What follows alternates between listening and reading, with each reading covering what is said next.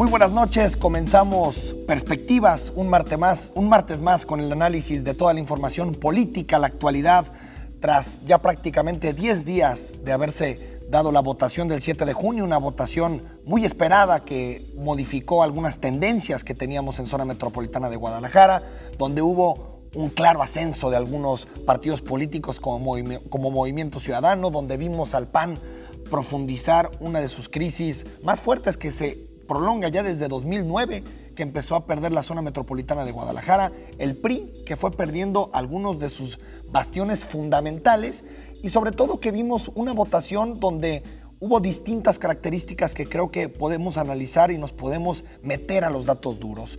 Uno, y creo que es el factor más importante a tomar en cuenta, un ascenso muy importante de Movimiento Ciudadano a nivel metropolitano, un ascenso que se explica en los datos de forma muy importante, es decir, estamos hablando de que Movimiento Ciudadano en un periodo de solamente 3 años, de 2012 a 2015, logró prácticamente duplicar los votos que obtuvo en zona metropolitana de Guadalajara e incluso con elecciones que tienen menos peso en términos de participación.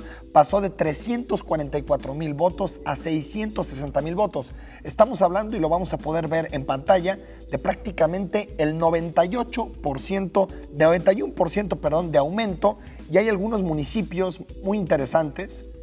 Por ejemplo, estamos viendo el caso de Guadalajara, ya lo pueden ver en pantalla. En Guadalajara hubo un ascenso de prácticamente 142%, pasó de 138,000 votos a 335,000 votos. Estamos viendo también otros ascensos que son importantes de analizar. El caso de Zapopan prácticamente lo duplica, de 89,000 a 180,000. El caso de Tlaquepaque, que fue una de las sorpresas de la jornada electoral, al pasar de 44,000 votos a 57,000. Un ascenso muy importante. Ahorita el tema de Tlaquepaque sigue en conteo. Se va a seguir analizando quién puede ser el que gane ese municipio. Al parecer, hay que decirlo, el Movimiento Ciudadano tiene un punto prácticamente de ventaja. Veremos si esa tendencia se termina confirmando. Y en el caso de Tlajomulco, por tercera vez consecutiva, Movimiento Ciudadano refrenda ese municipio de la zona metropolitana de Guadalajara al pasar de 54,000 a 59,000 votos totales. Y aparte de eso, y aparte de ese fenómeno que es fundamental, el caso de la zona metropolitana de Guadalajara, también podemos hablar de una jornada electoral donde debemos decir que en un análisis, digamos, directo de lo que sucedió en esta elección, podemos decir que tampoco fue una elección con índices de participación tan altos como pensamos en algún momento. Está el IEPC terminando los recuentos, pero la elección terminará entre 47 y 48% de votación total. Estamos hablando de un descenso de en torno a los 4 o 5 puntos con relación a la última elección intermedia de 2009, pero lo que sorprende, y yo creo que es digno de análisis, es la diferencia tan abismal que existe entre municipios en materia de participación electoral. Podemos ver en esta gráfica que les tenemos para todos ustedes aquí en Perspectivas, la diferencia tan clara que hay entre las votaciones en unos municipios y en otro, y sorprenden. Por ejemplo, los municipios con mayor participación. Hay municipios como el caso de Bolaños. Bolaños es un municipio muy pobre de nuestro estado, con una tasa de votación del 81%, pero tenemos prácticamente 10, 11 municipios que el porcentaje de participación se eleva por encima del 70%. Estamos hablando de Atemajac, Atenguillo, Chimaltitán, Cuautitlán de García Barragán, Manzanilla de la Paz, incluso un municipio tan pobre como Mezquitic, San Sebastián del Oeste, un municipio que tenía problemas en materia de seguridad, Talpa, Tapalpa, Tuzcacuesco, todos fueron municipios con niveles de votación por encima del 70% y que prácticamente tuvieron ascensos muy importantes con relación a la última elección intermedia, es decir, elecciones con mucha participación.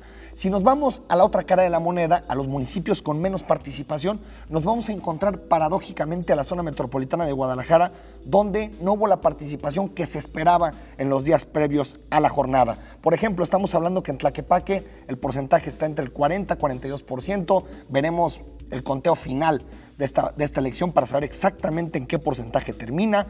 Tonalá con un 38%, que es bajísimo de participación, es decir, prácticamente 6 de cada 10 tonaltecas se terminaron absteniendo en el proceso electoral pasado. Y bueno, incluso municipios como Zapopan con el 45% de la votación, Puerto Vallarta con el 44%. Estamos hablando de que las grandes urbes, las zonas metropolitanas de nuestro estado, en general no fueron a votar en el último proceso electoral. También en noticias de los días pasados, hay que decir que hubo 2 partidos políticos a nivel nacional que perdieron el registro, ya totalmente confirmado. Son el Partido Humanista y el Partido del Trabajo. Al final el Partido del Trabajo se quedó muy cerca del registro electoral. Es decir, el Partido Humanista se supo casi desde el principio que había perdido el registro. En el caso del Partido del Trabajo, habían distintos conteos. Al parecer sí iban a alcanzar fracción parlamentaria a nivel federal. Al final el Partido del Trabajo no tendrá su representación en la Cámara de Diputados. Y también se confirmaron algunas tendencias federales y nacionales que más o menos habíamos pronosticado. El caso de que la coalición gobernante, PRI, Partido Verde, PANAL y al parecer también Partido Encuentro Social, podrían conformar una mayoría a nivel federal para poder pasar ciertas reformas que le interesan a la presidencia de la República, pero sobre todo hay que decir, y sobre todo por ser una prerrogativa exclusiva de la Cámara de Diputados, el presupuesto de este año, que se aprueba este año, 2015, pero el presupuesto que se va a ejercer en 2016 y en donde la presidencia se ha comprometido a ir hacia un presupuesto base cero. Es decir, necesitará los votos de estos partidos políticos para poder transitar algunas reformas. Y en los estados se confirmó lo que ya decíamos aquí en Perspectivas. Nuevo León se queda con el candidato independiente del Bronco. En Colima la cosa está cerradísima, la distancia entre los dos candidatos, entre el candidato del PRI y el candidato del PAN, es de 500 votos, 465 votos, y se plantea un recuento voto por voto para poder definir al ganador de un estado donde no ha habido alternancia. En otros estados, por ejemplo en Querétaro, se terminó consolidando la tendencia a favor del PAN a nivel estatal, y en Sonora el PRI recupera la gubernatura tras 6 años fuera del poder con la gubernatura encabezada por Guillermo Padres en Sonora. Y bueno, en Perspectivas hoy tendremos 2 invitados con los cuales vamos a analizar el proceso electoral. Uno es Hugo Luna, dirigente estatal de Movimiento Ciudadano, con el que vamos a analizar todo lo que tiene que ver con este partido, qué sigue para Movimiento Ciudadano. Y también tendremos al consejero electoral Mario Ramos, con el que debatiremos si le fue bien o no al IEPC en el proceso anterior. Vamos a un corte en Perspectivas y seguimos analizando la información electoral.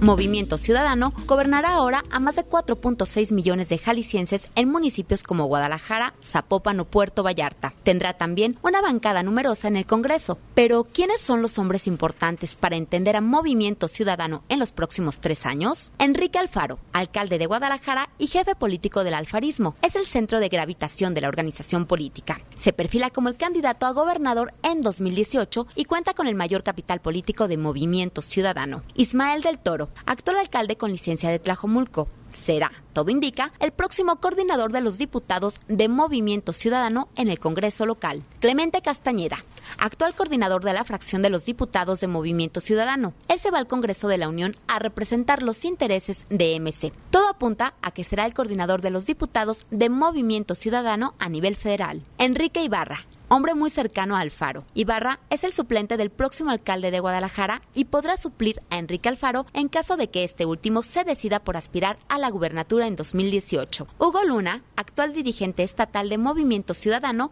será diputado local. Estos son los principales personajes de Movimiento Ciudadano para los siguientes 3 años. Estamos de regreso en Perspectivas. Hugo Luna, dirigente estatal de MC, gracias por estar aquí con nosotros. No, muchas gracias, Enrique, y un gusto estar aquí con el auditorio. Hugo Luna, preguntarte primero, pues, resultados sorprendentes, ¿no? Los de Zona Metropolitana de Guadalajara. Estábamos revisando los datos antes de que te incorporaras a la transmisión, pues prácticamente duplican los votos en Zona Metropolitana, siendo elección intermedia, compiten en todos los municipios, ganan muchos de ellos. ¿Qué reflexiones hay tras el proceso en Movimiento Ciudadano? Yo creo que lo más importante es que logramos motivar a muchos jaliscienses a que salieran a votar. Yo sí creo que es una elección histórica. Ganamos 24 municipios. En número puede sonar poco en comparación a los 125 municipios del estado, pero en contexto es 6 de los 9 municipios del área metropolitana. Ganamos 4 de las 8 cabeceras distritales en el interior del estado y sumado los 24 municipios en población es el 65% de la población del estado, es decir, 2 de cada 3 jaliscienses a partir del 1 de octubre estarán bajo algún gobierno de Movimiento Ciudadano. Hugo Luna, te pregunto en relación a esto, ¿se asumen, porque ha habido muchos mensajes de esta naturaleza, ¿se asumen como cogobierno de esta forma? No. Porque no sé si es la interpretación de los medios, si es de ustedes. No sé si sea correcto decir cogobierno. El complemento a todo esto es, tendremos mayoría en el Congreso local y tendremos la bancada de diputados federales más grande de Jalisco a nivel nacional y evidentemente una bancada de mucho peso en el contexto nacional de Movimiento Ciudadano. Más que un asunto de cogobierno, yo creo que hay que concentrarnos en los espacios de representación popular y hay que tratar de consolidar esta lógica de hacer del área metropolitana de Guadalajara el mejor gobierno de este país. Guadalajara es muy importante, creo que hace tiempo que se nos había olvidado la importancia y trascendencia de la segunda ciudad más importante del país y creo que hay que concentrarnos en eso, en hacer el mejor gobierno de Guadalajara, Zapopan, Tlaquepaque, Tlajumulco, Juanacatlán y Zapotlanejo y de alguna manera influir e invitar a los otros municipios para poder consolidar como un referente a nivel nacional e internacional a la ciudad de Guadalajara. Y en los temas, Hugo Luna, que digamos que quedan a la mitad entre las alcaldías y el gobierno del estado, como por ejemplo el CIAPA, ¿no?, donde hay participación en materia de seguridad con las fuerzas únicas y con todo este debate, ¿no asumen que el papel de Movimiento Ciudadano será fundamental en los siguientes 3 años? Creo que en términos del CIAPA sí hay un gran debate y tiene que ver con la deuda, con los abusos, con los grandes sueldos y demás. Y en materia de seguridad sí creo que debe haber un gran replanteamiento. Una de las propuestas fuertes que nosotros hicimos es la lógica de una policía única metropolitana. Sí. En materia de prevención. Tendremos que coordinarnos muy bien con el Estado, pero también el Estado deberá de entender que falló, que fracasó en su modelo de seguridad y que tenemos que replantear en muchos sentidos cómo vamos a enfrentar el gran problema de la seguridad pública en el área metropolitana de Guadalajara. Hugo Luna, durante la campaña hubo un momento polémico en donde el fiscal Nájera, tras los sucesos del 1 de mayo, hizo algunas declaraciones que fueron analizadas y tomadas por los medios más con un sesgo partidista que realmente de gobierno. ¿Ustedes pueden, bajo esas condiciones y tras lo que sucedió en el proceso, negociar o tener interlocución con Luis Carlos Nájera? Más que negociar, hay que cuestionar de alguna manera el modelo fallido, hay que sentarnos a platicar en materia de coordinación, pero sobre todo tenemos que concentrarnos en lo que está dentro del espacio de intervención del ámbito municipal y la lógica esta que una vez planteada reconoce que hay que atacar las causas más que los efectos. Los efectos, ¿no? Si no nos metemos de lleno a generar condiciones de seguridad en los espacios públicos, oportunidades para la gente, una cultura de la paz y de la legalidad, pues no podremos nunca acabar con esto a punta de garrotazos, ¿no? O sea, es un poco decir, vamos replanteando otra forma de hacer las cosas porque no ha habido resultados en los últimos años como se ha planteado desde el gobierno del Estado. Pero no, digamos que no pondrán como condición la salida de Luis Carlos Nájera del gabinete para poder llegar a acuerdos. Esa es una responsabilidad del gobernador y creo que si el gobierno del Estado no entendió la señal de que las cosas no van bien, pues es algo que ellos tienen que reflexionar de manera fuerte, pero no es que por los triunfos de Movimiento Ciudadano condiciones una circunstancia del gobierno del Estado, ¿no? Se ha escuchado mucho estos días, Hugo Luna, el tema del símil entre la euforia que se vive actualmente en 2015 y lo que se vivió en 1995, ¿no?, con la victoria de Alberto Cárdenas y el inicio de la primera alternancia en Jalisco. ¿Ven esa responsabilidad, digamos, de ser la segunda alternancia al PRI en Jalisco? Yo veo muchísimas diferencias. Primero, Movimiento Ciudadano se construye a partir de un buen gobierno.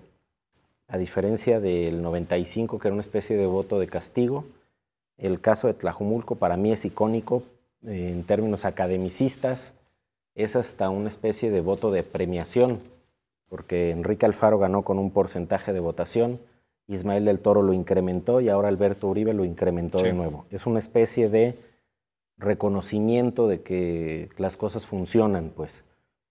Y la otra parte, quizá no viví ese momento histórico, político, el 95, pero quizá en aquel tiempo se habló de felicidades, se fue el PRI y demás.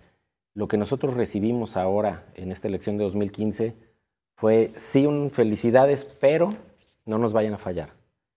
Felicidades, pero no vayan a romper la esperanza. Felicidades, pero no vayan a apagar esa luz que prendieron. Felicidades, pero ¿en qué ayudo como ciudadano para que las cosas salgan bien? Creo que ese escenario no estaba en el 95. Esta lógica de, te di mi voto, pero te exijo. Al PAN se lo dieron libre y se echaron 18 años hasta que se dieron cuenta que fracasó. A nosotros creo que nos están diciendo en la prontitud de la lógica, hasta incluso de las tecnologías de redes sociales y demás, es danos resultados rápido. Y otra parte de la población es en qué te ayudo, ¿no? Creo que eso nos da un escenario totalmente distinto. Y un punto fundamental, Hugo Luna, de este nuevo reposicionamiento va a ser el Congreso del Estado. Sí. Un Congreso que va a estar claramente fragmentado, por más que Movimiento Ciudadano pueda tener una mayoría, va a estar claramente fragmentado. No sé si podamos escuchar por ahí la cápsula que tenemos para el tema del Congreso, pero creo que es muy ilustrativa, Hugo Luna, porque estamos hablando de un PRI y un Movimiento Ciudadano bastante digamos, fuertes en términos políticos. Pero un Kumamoto, también parece que ingresa el PRD con 2 votos dentro del Congreso, ¿no? Es decir, ¿cómo plantean la estrategia de Movimiento Ciudadano en el Congreso? Y tú serás parte de esa legislatura. Claro. Yo creo que hay un cambio radical porque le quitas la mayoría al PRI. Y se la quitas, y quiero, sin ofender, hablar un poquito hacia atrás, a partir de una lógica de resultados electorales, donde Movimiento Ciudadano fue la mayoría, obtuvo 60,000 votos más que el PRI, pero también en la lógica de que no nos vamos a sentar a negociar en el sistema tradicional que se venía negociando en el Congreso. No vamos por plazas, no vamos a proteger gente, no vamos a hacer del Congreso un botín, y sí hay la iniciativa radical de transformar de fondo el Congreso del Estado. No podemos seguir permitiendo que en Jalisco sea una vergüenza ser diputado, o sea una vergüenza el Congreso para todos los jaliscienses, o que nos ofenda que se tire el dinero público ahí. Sí estamos con toda la disposición de radicalizarnos en términos positivos en esa parte, ¿no? Vamos a escuchar la cápsula y platicamos también del Congreso con Hugo Luna. El nuevo Congreso. En materia de distritos electorales, Jalisco se dividió en 2 en las últimas elecciones. El Partido Revolucionario Institucional obtuvo la victoria en 10 distritos en la elección de diputados locales, 8 distritos del interior del estado y 2 distritos de la zona metropolitana de Guadalajara, específicamente el 4 de Zapopan y el 20 de Tonalá. Por su parte, Movimiento Ciudadano obtuvo la victoria en 9 distritos, todas las demarcaciones de Guadalajara, 2 distritos de Zapopan y el distrito 7 de Tlajomulco. El tablero político se completa con la victoria del candidato independiente Pedro Kumamoto en el distrito 10 de Zapopan. Con estas tendencias, la conformación del Congreso en Jalisco expresará la fragmentación y la división del voto. Pues ahí está, digamos, la división, la fragmentación que habrá, Hugo Luna, y hay distintos temas que caerán ahí. Por ejemplo, ¿ustedes tenderán la mano, por ejemplo, a alguien como Pedro Kumamoto? ¿Lo buscarán para encontrar consensos? ¿No lo buscarán?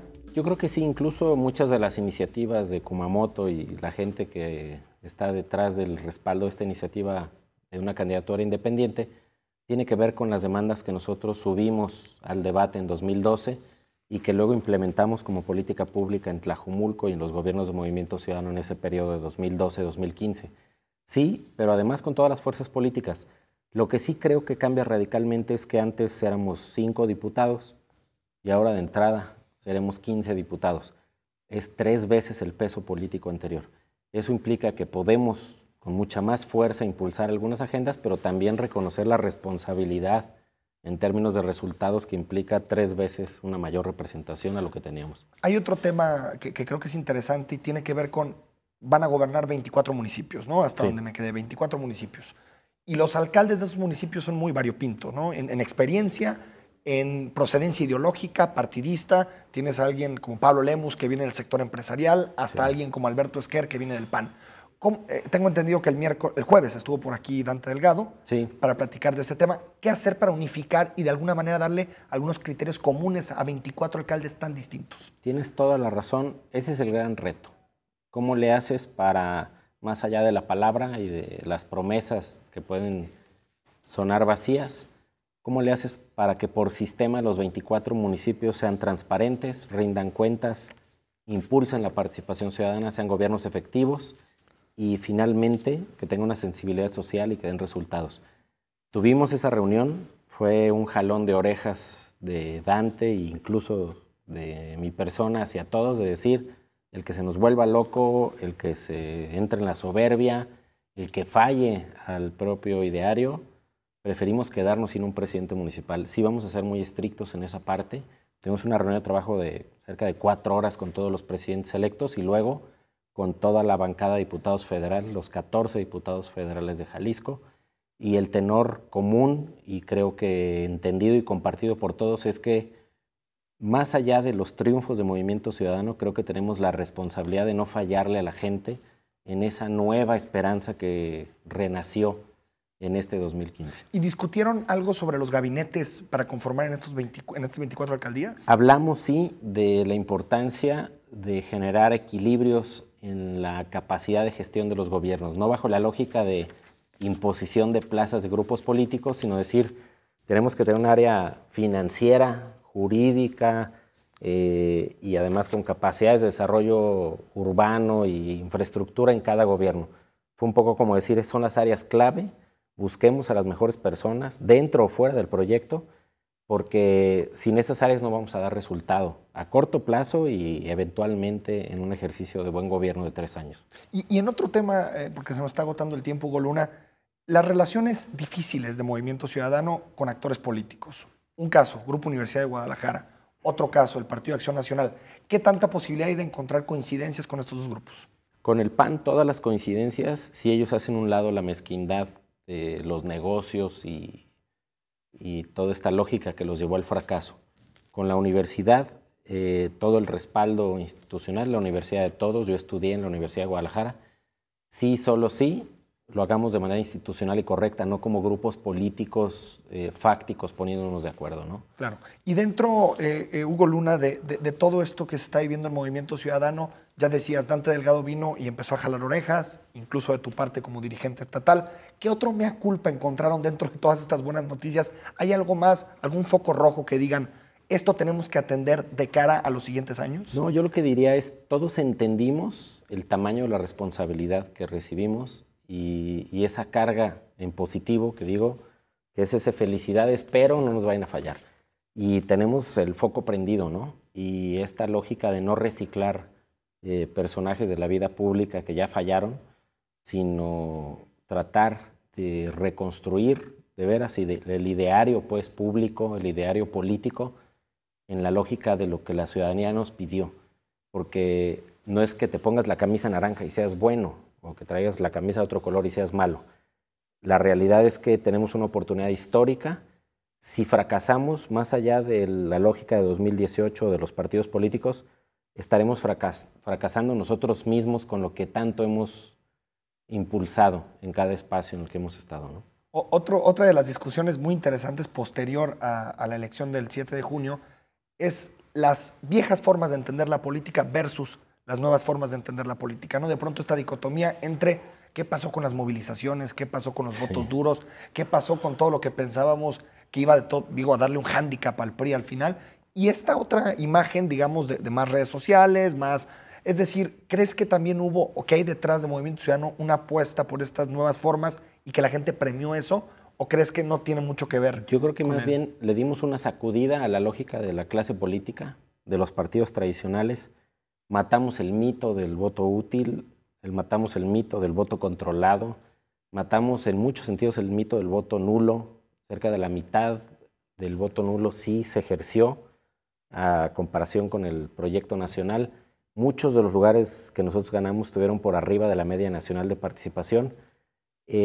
Hicimos a un lado esta lógica de las estructuras de los partidos y sobre todo creo que reconocimos todos una gran madurez de los jaliscienses de salir a votar, de participar en una fiesta alegres, en una fiesta cívica, y deja eso atrás muchas ataduras y yo diría hasta trabas mentales que existían en el sistema político. Pero también es cierto que toda esa gente es mucho más exigente y va a esperar resultados muy rápido y no van a permitir ciclos de 18 años para decir las cosas salieron mal, ¿no? Sí, digamos que ya es más impaciente el elector, ¿no? No da tantos bonos democráticos. Hugo Luna, me queda un minuto, pero preguntarte, ¿cómo evitar cacicazgos en algunos bastiones donde Movimiento Ciudadano comienza a ser muy fuerte? Por ejemplo, el caso de Tlajomulco, que ya van por su tercera administración, el caso de Puerto Vallarta, que van también por una segunda administración, y algunos lugares de zona metropolitana con muchas fortalezas. Bien sencillo. No es el partido lo importante, eso es la gente y la capacidad de gestión de gobierno. Establecimos ya incluso en esta reunión que va a haber un área de evaluación y seguimiento de los gobiernos interna, porque lo que hoy ¿Un área de MC? Sí, claro. Lo que hoy tienen los presidentes municipales es una cosa histórica. Ellos pueden presentarse de nuevo en 2018 a una reelección y ser gobernantes por 6 años. ¿Cómo le vamos a hacer para decirle a alguien si lo vamos a apoyar o no para reelegirse? Entonces ya establecimos que va a haber todo un equipo de trabajo de evaluación y seguimiento para que en 2018 diga, no tienes condiciones de volver a ser candidato a Movimiento Ciudadano porque nos fallaste a todos. Además de los elementos de participación ciudadana como la revocación o ratificación de mandato. ¿Esas seguirán los 24? Obligatoria. Muy bien. Creo que va a ser mucho más estrecho que lo que hicimos los últimos 3 años, ese tipo de cosas. Hugo Luna, dirigente de Movimiento Ciudadano, muchas gracias por haber estado en Perspectivas. Muchas gracias por la oportunidad. Y bueno, seguiremos en contacto porque 24 alcaldías y la mayoría en el Congreso es bastante responsabilidad. Muchísima. Muchas gracias, Hugo Luna. Gracias. Nosotros regresamos, vamos a platicar con el consejero Mario Ramos sobre abstencionismo, participación, qué sucedió en la jornada electoral, si la violencia influyó, cómo nos fue en el PREP, todos los temas relacionados con el Consejo Electoral. Regresamos a Perspectivas.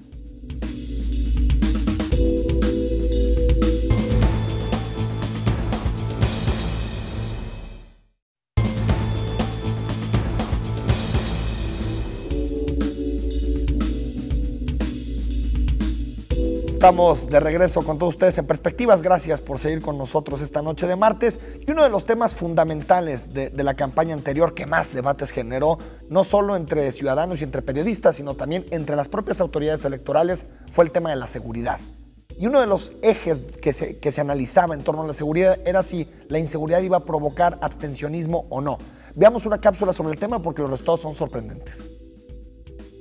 La inseguridad no provocó abstencionismo. El abstencionismo se concentró en la zona metropolitana de Guadalajara, particularmente en los municipios de Tonalá, Tlaquepaque y Tlajomulco, en donde el nivel de votación alcanzó el rango de entre 38 y 45%, una cifra muy baja para hacer una elección con tantos condimentos y semitripartidista. Sin embargo, la buena noticia es que en donde la violencia ha sido una constante, municipios azotados por la actuación de las bandas del crimen organizado, la participación fue alta. San Sebastián del Oeste con 75% de participación, Ostotipaquillo con 68% y Huachinango con 69%. Tal parece indicar que la inseguridad en el corredor que se extiende desde Tala hasta la costa por la carretera a Mascota no fue un desincentivo para votar. Pues ahí está, si esta elección nos dejó muchas perlas que atentan contra la intuición, muchas cosas que dábamos como hechas, pues una de esas es que la inseguridad paradójicamente no provocó abstencionismo. Mario Ramos, consejero del IEPC, ¿cómo estás? Bien, Enrique, muchas gracias. Contento de estar aquí en tu programa. Pues, ¿cómo ves el tema de la participación, Mario Ramos? Se debatió mucho entre el domingo anterior y el día de hoy, si había sido una elección baja, alta. ¿Cómo la calificas y cómo ves los números en materia de participación?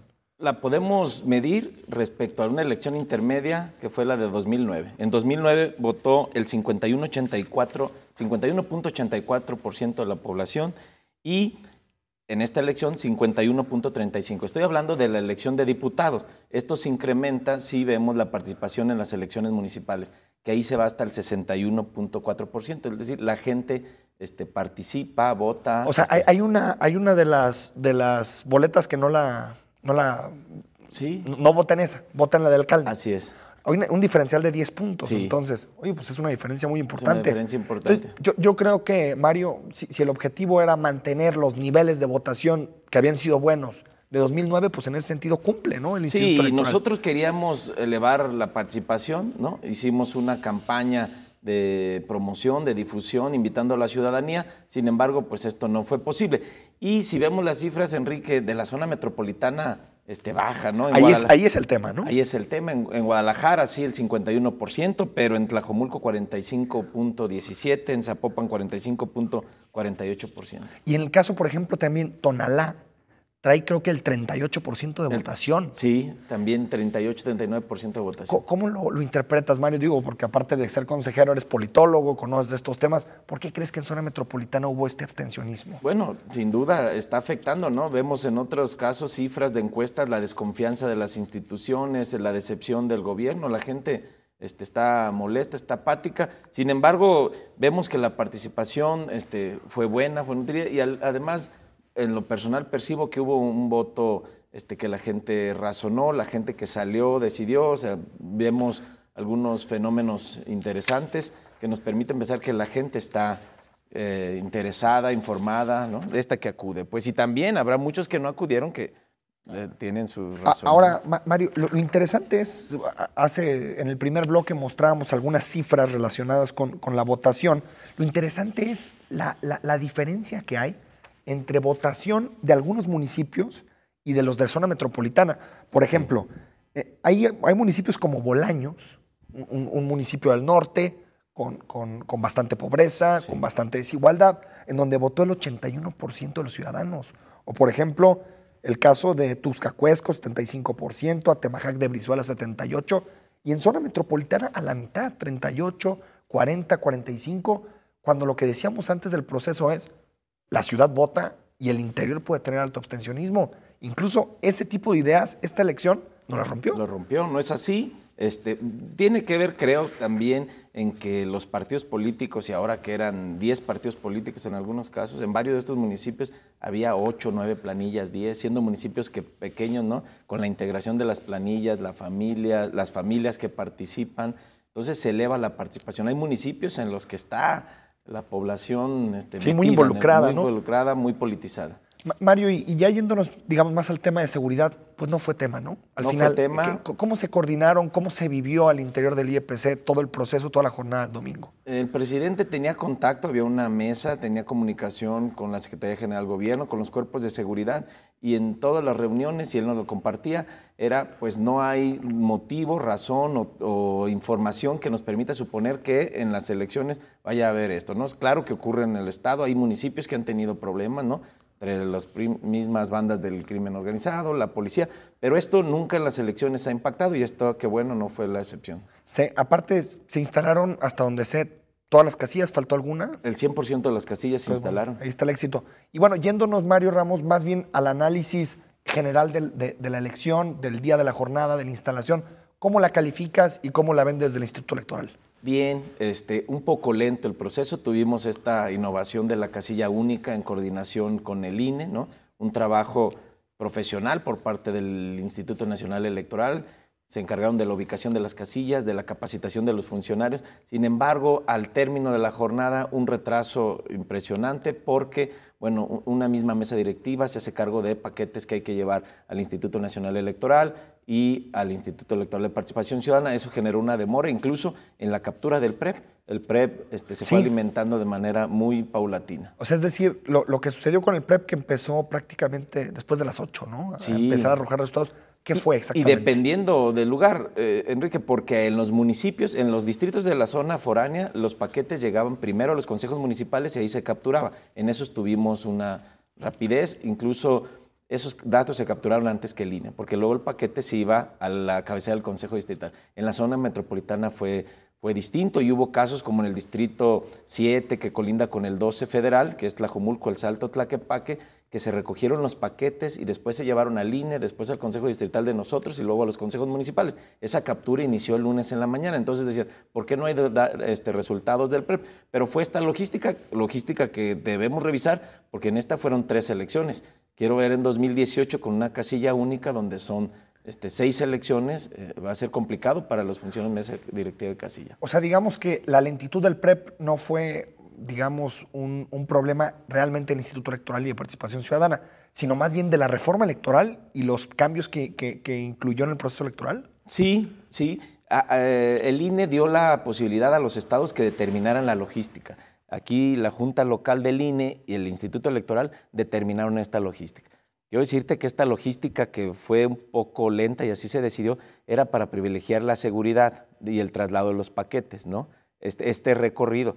Y por eso el PREP se fue alimentando tarde. Se pudo haber optado por otra. Una opción era que un funcionario de casilla llevara directamente a un instituto un paquete y el otro funcionario otro paquete, pero ahí sentíamos que se podía perder el control. ¿Y cuál es el ánimo de los consejeros? ¿Hay digamos, esta idea de tratar de encontrar otra forma para que el PREP sea más eficiente? Sí, bueno, y no el PREP, sino el traslado. El traslado, paquetes, digamos. La llegada, la entrega, ¿no? Había paquetes que estaban esperando en las juntas locales del INE para que después se trasladaran a los consejos del Instituto Electoral del Estado. Ya estamos, Mario Ramos, en la parte, digamos, de los conteos, la última, digamos, certidumbre de la elección, cómo se reparten los escaños, cómo se integran los cabildos. ¿Crees que sea una elección con alto grado de litigiosidad o crees que sea una elección que trascienda por los cauces institucionales, electorales, normales y que no se vaya a tantos tribunales? Yo creo que no se va a ir tanto a tribunales.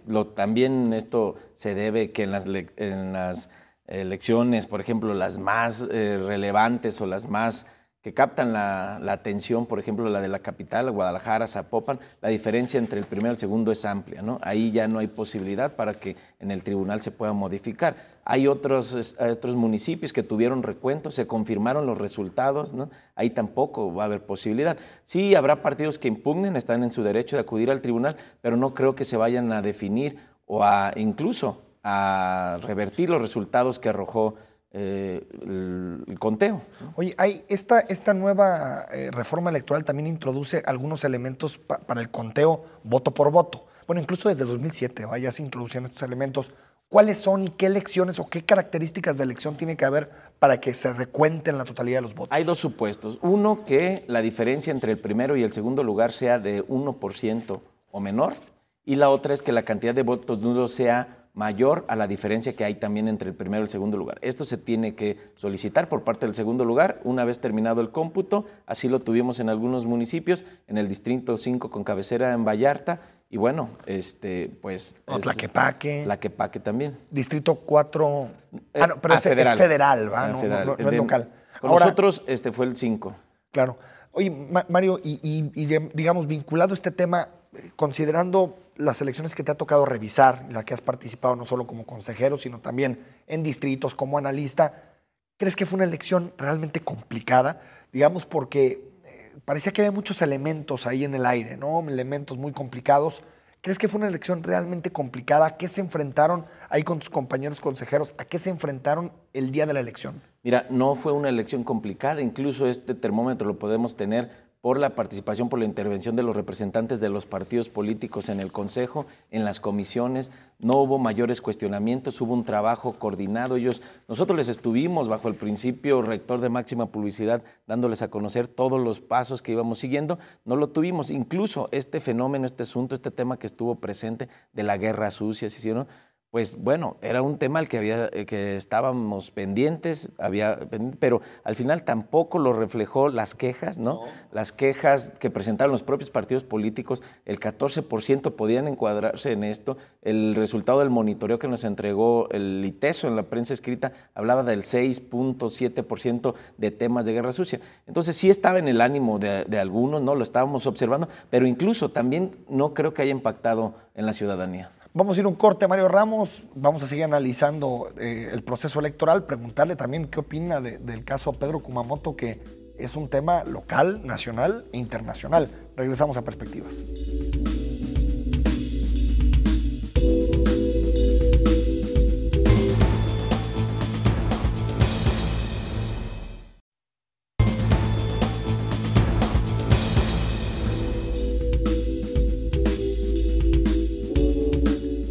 Estamos de regreso con todos ustedes en Perspectivas, platicando con el consejero electoral Mario Ramos. Mario, antes de irnos a la pausa, nos quedamos con un tema fundamental de esta campaña, que fue el de la guerra sucia.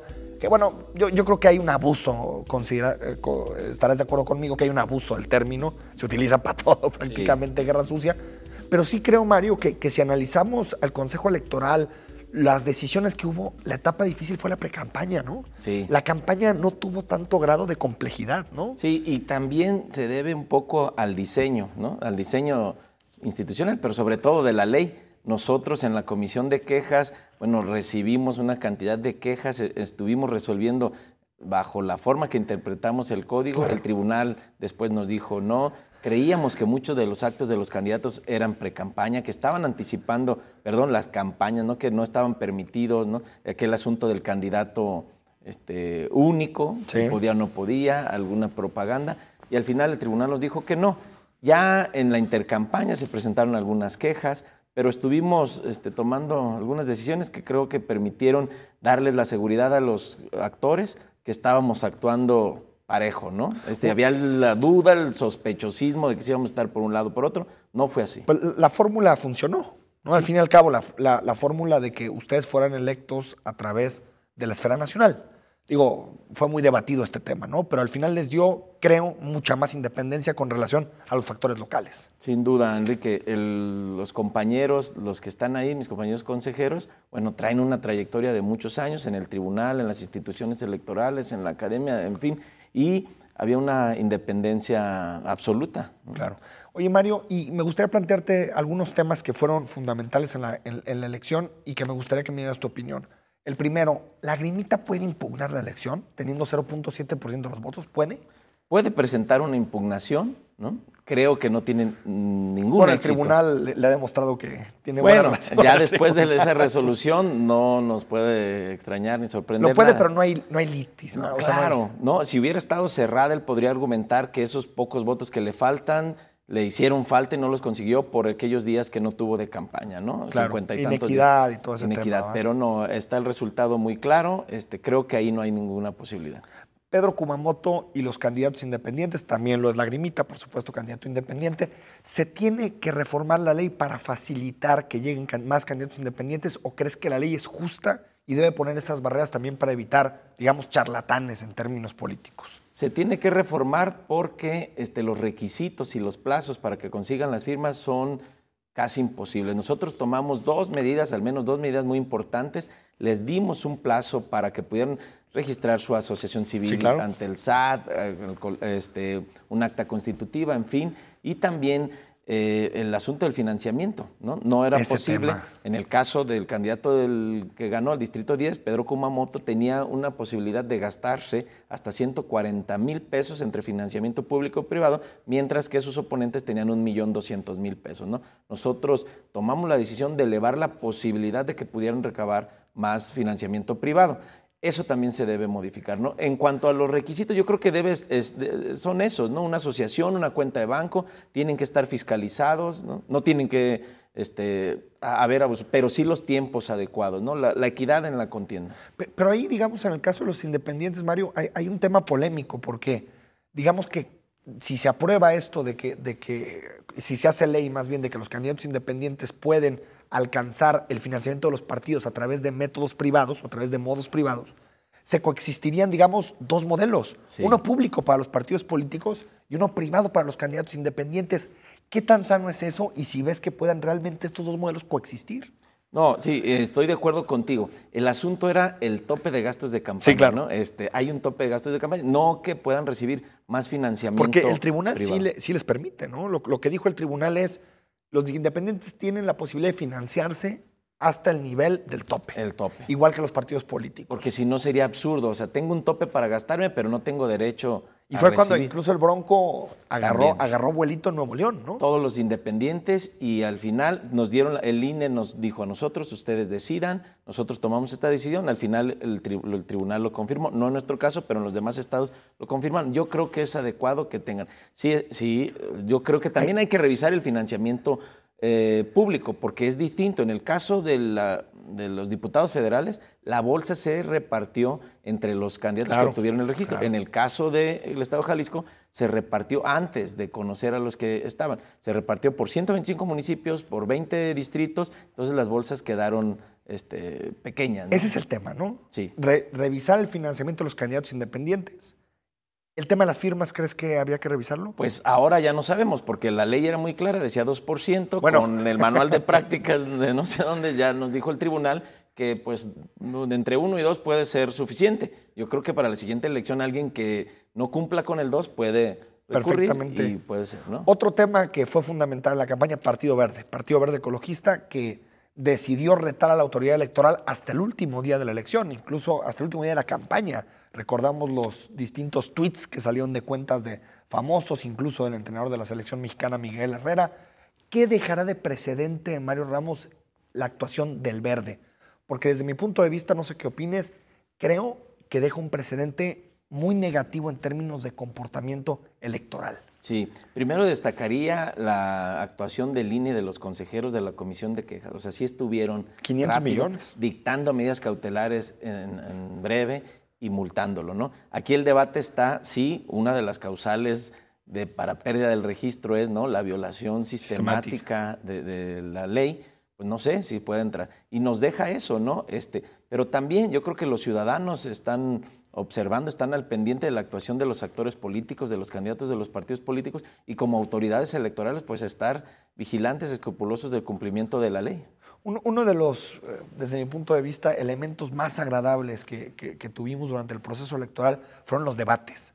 Yo creo que vivimos una verdadera fiebre de debates en Jalisco, ¿no? Por medios de comunicación privados, los públicos. ¿Crees que debemos legislar en la materia? ¿Crees que el IEPC lo debe hacer a partir de una convicción propia? Es decir, ¿cómo hacer para mantener esta lógica de debates como parte fundamental de la democracia en las siguientes elecciones? Yo creo que sí debe ser obligatorio que los candidatos debatan, y creo que la autoridad debe organizar los debates. Son aburridos, acartonados, ¿no? Debates de 10 candidatos, pero la autoridad tiene que garantizarles el espacio a todos. Creo que se deben también organizar los de los medios de comunicación, las universidades, las organizaciones de la sociedad civil, porque recordarás que muchos ciudadanos seguro conocieron a los candidatos en los debates. Los candidatos o los partidos nuevos no tienen la misma posibilidad de estar en medios que los otros. Entonces, es una oportunidad excelente para que el ciudadano vea ahí en un mismo momento a todos los candidatos, sus propuestas. Se puede revisar, se debe revisar el formato. El formato, todos esos debates. Más dinámico, pero creo que fue algo también muy positivo. También, Enrique, el monitoreo de medios nos dijo que en ese periodo el principal tema de las campañas fueron los debates, sino que otro tema hubiera sido. A lo mejor hubiéramos estado hablando de guerra sucia, ¿no? Sí logramos, candidatos, partidos, la autoridad, posicionar un tema importante, ¿no?, de debates. Mario, me quedan 3-4 minutos. El tema, digamos, de participación ciudadana y lo que sigue para el Instituto Electoral. Este tema de participación ciudadana me interesa mucho porque incluso el candidato Pedro Kumamoto ha dicho que va a tratar de utilizar la herramienta de consultas, plebiscitos, mucho más, ojalá lo haga a través del Instituto Electoral. Hay el ánimo dentro de los consejeros de tratar de explotar esa arma de participación que creo que ha estado medio dormida en el pasado. Sí, y ha estado dormida principalmente porque los instrumentos que tenemos en la ley son inaccesibles.